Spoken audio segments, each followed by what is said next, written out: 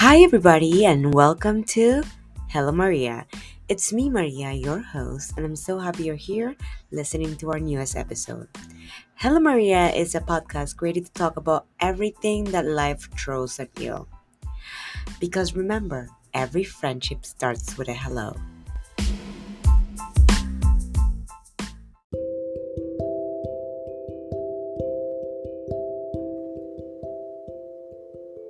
Disclaimer: Episode 2 may contain information regarding mental health. I am no mental health or medical professional. Everything mentioned here and talked about here is based on my own experience and journey with mental health.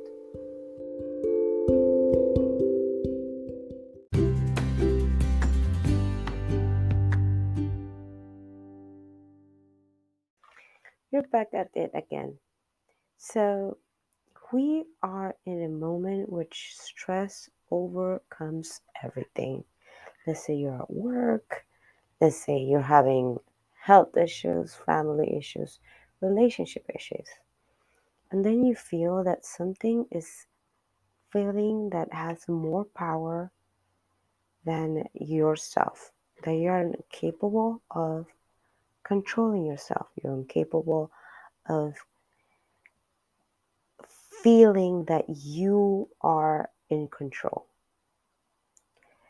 Unfortunately, this happens to many, many people all around the world. And it's called anxiety. Crazy to believe that it's something most people do not know that happens to them. And they think that's just emotions. That's just, oh, I feel emotional. Oh, I'm just overwhelmed, overworked. I'm just too tired. And that's how our body just relates to feeling anxiety. Myself, when I have like heavy anxiety, I would start crying because I feel so much burden, so much weight, and I just feel that I just can't move myself. I just cannot bring myself to stop crying. And it can last minutes to hours in which I just feel like if I don't cry it out, I'm still gonna feel that like that big um like punch in my chest. Anxiety is something that I came upon and realizing that it existed when I was in my teenage years, but I didn't know a name for it. I just thought it was something that made me cry, and I just felt maybe I'm really emotional. Maybe I'm just full of hormones. Maybe I'm just a girl. Because, when you're a kid, like people just tell you, like, it's okay for women to cry.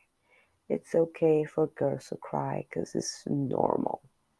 Sometimes it's not that normal, and sometimes it has to be addressed. Maybe the fact that I had a rough childhood and growing up without one of my parents, it was hard on me. I never realized how hard it was. And going through different social groups and going through like school in which I got bullied a lot created this auto shell in which I was just like really, really strong in front of people, but really, really weak when I was alone. And it starts building up, starts showing off the more you leave it unattended. I would say that there were times in which I felt that I didn't know what was my mission in this world, why I was doing here, or if I wanted to stay in this world. because every small thing became just greater and bigger. Every small thing was a huge monster. Let's say I got a B instead of an A in an exam, and it felt like a huge mountain, and I just started feeling that I was not going to be able to get into college. I was not going to be able to um I don't know, be a great professional one day because I didn't got the grade that I wanted. It took me years. It took me hell amount of years to realize that I had a problem, that I was not treating that problem that I had. And it took me probably when I was 21 to start treating it, to start realizing, okay, maybe this is not normal. Maybe girls are not always supposed to be crying. They're not always supposed to feel down or feel like they have this huge pain in their chest that they're not able to just take out. I started going to therapy when I was 21, and I started discovering things about myself. I started discovering that I had anxiety, and I was letting this huge anxiety monster control my life, control if I ate, control if I sleep, control if I did well in my relationships with other people, in my life, with my family, and also with myself. I was avoiding a lot of like self love and self preservation just because I gave anxiety the power to do so. I never thought that therapy was going to help that much because in my culture and in my upbringing, mental health is a taboo. Like nobody wants to talk about it. Nobody wants to address it. Nobody wants to even see that is an actual thing. And talking to my mom when I was growing up, it was weird because she said like, "Oh, you're just being weak." And I saw having mental issues as being weak. So I try to hide it. I try to mask it for the longest because I was like, well, it's it's me being weak, so I have to grow myself stronger for some way. So it's weird to talk about like, hey, I'm going to therapy and it's okay because it was just seen like, oh, you're a crazy person. That's why you're going to therapy. And I guess that the fact that I didn't treat it for the longest created me more pathologies that I wasn't able to control. I'm not saying like every type of anxiety can cause this, but after like being treated for my mental health and my mental issues for almost 10 years, I would say that leaving my anxiety untreated since I was younger created an aftermath of issues in which my own mind started to, let's say, fighting for its preservation, fighting to stay a whole. And the fact that it did that is because it wanted to try to like eliminate that huge monster that was in my mind. It wanted to just vanquish it, but it was way too big. So it starts doing like small things. So in my case, my mind started dissociating. This is when you forget things. You start, it's not like, oh, I have memory loss, but it starts like removing moments in your timeline of your day that you had a stressful moment that caused you anxiety. Let's say I was driving and I actually almost got into an accident because someone just swerved into my lane. My mind, because it caused me so much stress, and the fact that, oh my God, you're facing this dangerous situation, my mind would just delete that happened and just make me off with my day. That's my mind coping. But when I realized that I couldn't remember what I did through my day, it was like wearisome because to a point I thought that maybe I was losing my capability to remember. To remember small details, to remember little fights with my boyfriend, to remember huge altercates with friends, with family. I was unable to remember those things. I will not say that it was forgotten for the whole time being, but it was just like flashes, like memory flashes of things that happened, but I didn't know the order of the things that happened. And that was my mind trying to shield itself from this monster.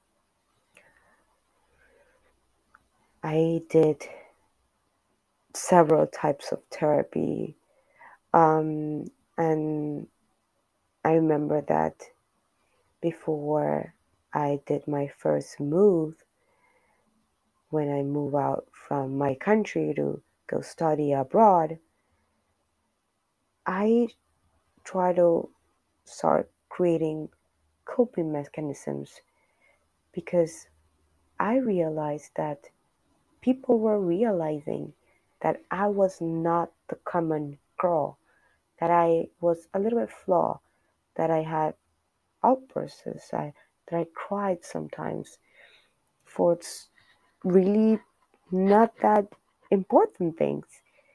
So I dealt with the fact that maybe I needed to just create myself a method or a, like a small box of tools which I could use to not make people know that I was suffering of high stress and anxiety. So what I did is that I used to work out. So I did a lot of working out. I did a lot of like dancing, a lot of like instead of like walking places, I rode my bike because it gave me a sense of freedom that I could think about everything. And I don't know, like every time I was riding my bike places, I just felt that I was in a movie and nothing else mattered. And I was gonna be just fine.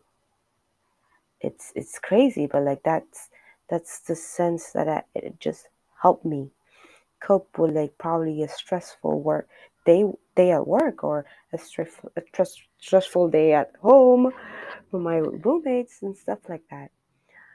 Also, another thing that helped me was doing things for others. It's funny, but I am that type of person that gets joy and happiness when other people are happy. So I always try to do small things for people. Let's say I cook a meal, or I got groceries, or bought something for someone that needed that, and their happiness made me happy and made me forget that I was probably really anxious. Also, a thing that's not too good, but is actually really helpful, and I will advise this like in in, let's say, in portions, because if it's too much of that, like, it's not good. So it has to be portioned. I would say shopping or buying stuff that will make you feel happy. I remember that when I started having all these anxiety attacks, the first time the first thing I thought of doing was going to the mall, buying me something that made me feel so beautiful, or probably getting my nails done or my hair done. And after all that pampering or all that shopping for things I love looking on myself or I love having, I just felt a sense of like, I'm whole, I'm okay, and it's gonna be fine. That's why I'm saying like too much of that, like it's actually not good, because you can actually end up having financial problems if you just use this tool for everything. So I would say like portion, and I never got to the extreme of like, oh, I'm just gonna shop my life away and to make myself happy. I always try to do it like, okay, for a certain amount of time, and I designated an amount of money for it. Um, and that was it. Because I know, like, if I buy just one thing that made me happy, or I did one thing that made me happy, everything was going to be okay. Another thing I want to talk about is the support that family, friends, partners give you when you are suffering of this type of anxiety, and of any type of mental illness. Having that support is so great. So, so great. I remember that when I had my first serious relationship and it ended, I couldn't get off bed. I remember my two great friends from school just rode from the city to where I was living, that's really outside the city, and came to visit and just sat next to me and talk all night. And I felt that love, I felt that support, because I saw them, that they did all that for me to just make sure that I was okay. The other thing, that knowing that there's family that will support you going to therapy, that there's family that will ensure that you're doing well and will advise you to seek help, that's a great support. A partner that will tell you, that will cry with you, that will hold you, because you don't imagine how far does a hug goes when you're having anxiety. Like, it's amazing. It's it's really powerful. Just hugging a person or having a hug, a really, really like overpowering hug when you're having anxiety. It's just the best. Just makes you feel that you're loved, that you're cared for, that it's all gonna be okay, that you're gonna be okay, that we are all gonna be okay. So my advice to people who have family members or friends or partners who suffer of anxiety, I would say that always try to hug your loved ones when you see them that they're going through a rough path, a rough moment in their day or in their lives, because you know how far it can go. Just that closeness goes really far. I am really grateful that I had that. And today I would say, like, I don't have as much anxiety that I had when I was early in my 20s because I had that support system. I had that family, I had those friends, I had huge amount of love. Everybody is so fast paced in their life. They're not realizing how having a fast paced life and having all those um, problems that comes from living in this world, like paying rent, like going through traffic, affects them and creates them like mini anxiety attacks every time. So I will never, never tell you that's not good to go to therapy.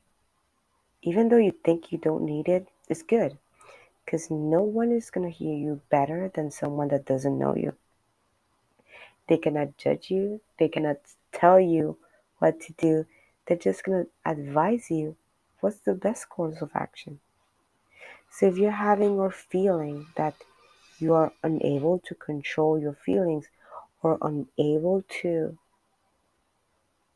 have that power to, like me, stop crying or stop feeling like your chest is hurts so you can't breathe, seek help. Seek help from a professional. And also talk to your family, talk to your friends, talk to your loved ones, and tell them what's going on. Because even though you think they won't understand, in some way they would. And in some way they will help. So that's what I can give to you today. And in conclusion, I would say that even though anxiety is a huge monster, it's we are able to control it. We are able to keep it in check if we just try to do things that makes us feel that we're okay.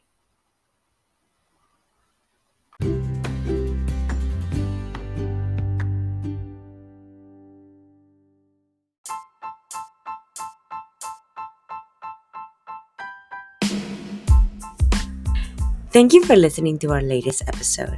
If you want to know more about my journey in this world, please follow me on social media. I'm always happy to make new friends, so don't hesitate to say hello. Because remember, every friendship starts with a hello.